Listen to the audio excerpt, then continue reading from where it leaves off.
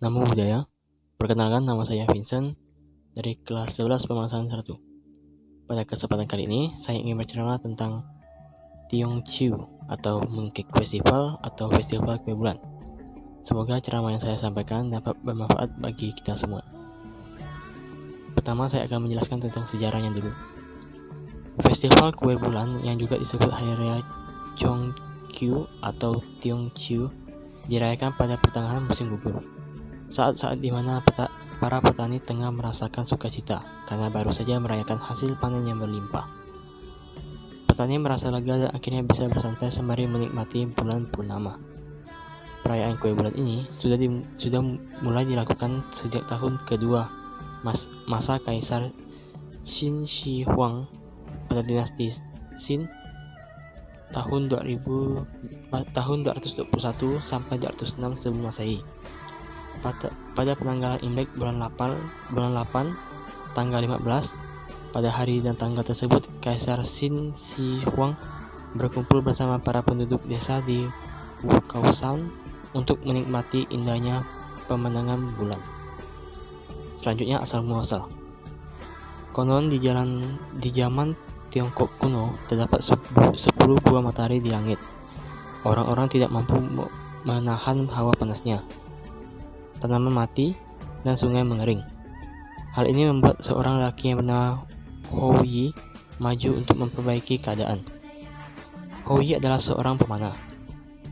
Ia mendaki gunung Kunlun dan memanah 9 matahari hingga jatuh padam. Dan hanya menyisakan satu di langit. Hou Yi juga memerintahkan satu matahari itu untuk terbit dan terbenam sesuai waktu yang telah ditentukan. Berkat jasanya, Hou Yi dikenal luas masyarakat. Banyak orang yang ingin menjadi muridnya, serta belajar memanah darinya. Hou Yi juga mendapat hadiah ramuan keabadian dari Ibu Ratu. Pil ini konon dapat membuat orang bisa menjadi dewa dan hidup abadi. Hou Yi memiliki seorang istri cantik bernama Chang'e. Hou Yi tidak ingin hidup abadi seperti seorang dewa dan meninggalkan sang istri sendirian di bumi. Ia memberikan ramuan obat keabadian kepada Chang'e agar disimpannya. Sayangnya, salah satu murid Hou Yi bernama Feng Meng mengetahui hal ini dan berkeinginan untuk memiliki ramuan tersebut. Pada suatu hari, Hou Yi mengajak murid-muridnya untuk berburu dan berlatih memanah. Feng Meng berpura-pura sakit agar tidak diikut sertakan dalam perburuan ini. Ketika Hou Yi pergi, Feng Meng pergi ke rumahnya dan mengancam Chang'e dengan pedang agar memberikan ramuan obat keabadian kepadanya. Chang'e pun menolak. Namun, ia merasa bahwa dia tidak akan mampu melawan Feng Meng sendirian. Dalam keadaan panik itu, Chang'e pun memutuskan untuk meminum ramuan obat keabadian itu. Setelah meminumnya, Chang'e merasa tubuhnya menjadi ringan. Ia pun perlahan terbang ke langit. Namun, Chang'e masih merindukan suaminya dan tak ingin berpisah jauh darinya. Maka dari itu, Chang'e memutuskan untuk tinggal di bulan, tempat terdekat dari bumi, agar dia senantiasa merasa dekat dengan suami. Di bulan, Chang'e ditemani oleh seekor kelinci giok agar tidak kesepian. Hou Yi pun merasa sedih karena harus berpisah dari istrinya. Ketika itu, seorang dewa yang mengetahui kejadian ini merasa iba.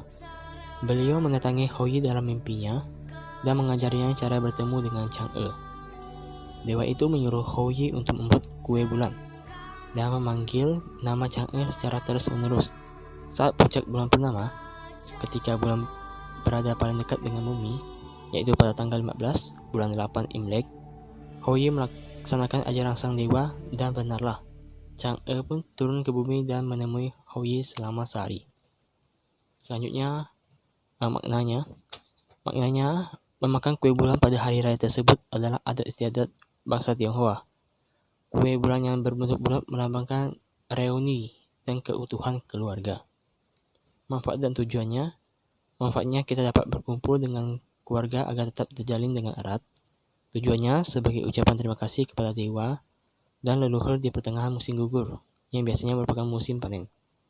Kesimpulannya, festival kue bulan adalah tradisi yang dilakukan oleh orang Tionghoa sebagai ucapan terima kasih kepada dewa dan leluhur.